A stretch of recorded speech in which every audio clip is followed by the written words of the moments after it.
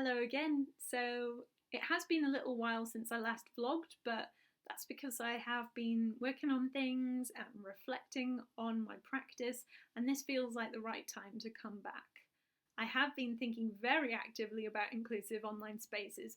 Specifically, I have been thinking about watch parties. So, watch parties aren't a new concept.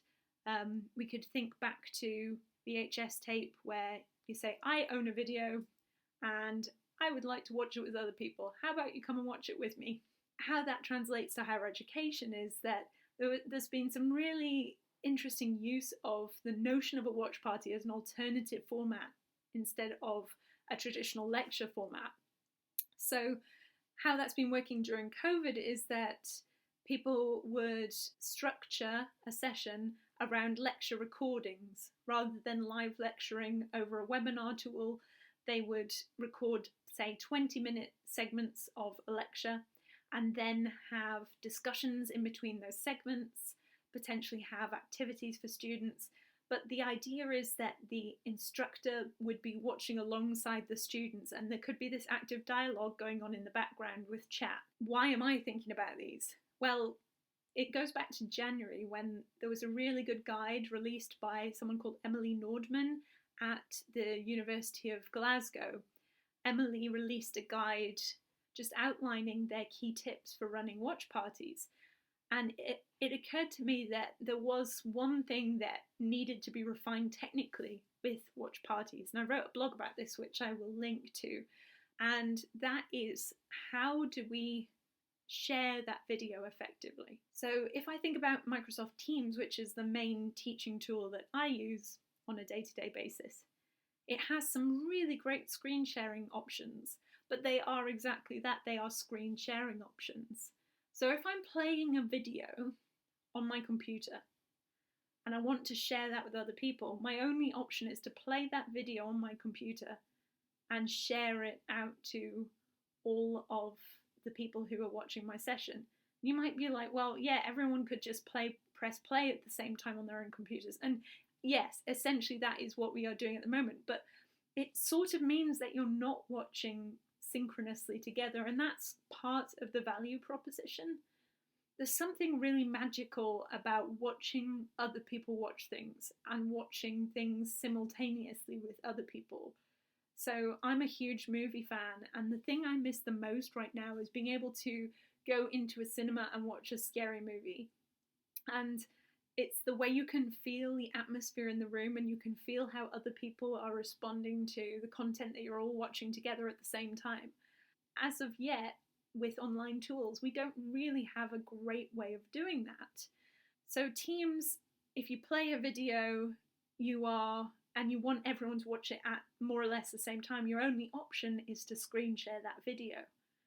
But the number one issue with that is that for the people watching on the other end, there's potentially sort of artifacting issues, there's quality issues, there's potentially broadband issues, and it's not a great experience really. If you need subtitles or you need to adjust the video in some way, you can't do that because essentially what you're seeing is a kind of frozen stream of that video. It's not interactive. You can't turn on the subtitles. It is just my view of that video being shared with you. I thought, well, there must be a better way of doing this. There must be some tools out there to do this. And I did find some tools that are genuinely promising. But the thing that really struck me was that almost everyone was overlooking subtitles. And subtitles to me are like, they are part and parcel of the video itself. Like, subtitles should be considered as part of every video interface. You know, you build, in theory, a tool that allows you to embed a video and allows you to set a date and time for that video to play. I think the thing that got me was that you'd go to all of this effort putting in all this functionality, and then you put in like a user interface that overlaps the subtitles. So for a whole bunch of people who could be enjoying this video with you, they can't actually use the video. Or for me, like where I rely on subtitles to help decipher meaning or help me to process information. It's like I'd be missing half of the message, and I just found it really interesting. So yeah, that was one of my main observations, is if you build a video tool, don't overlook the subtitles, because that's so important. And especially if you're just letting people embed something like YouTube or Vimeo, like all that subtitle functionality is already there. So like, don't build something that goes over the top of it so people can't use it.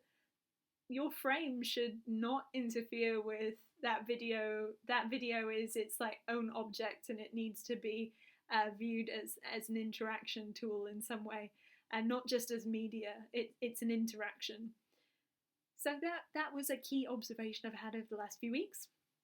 Another thing is that I did actually run a watch party yesterday, and it was just so much fun.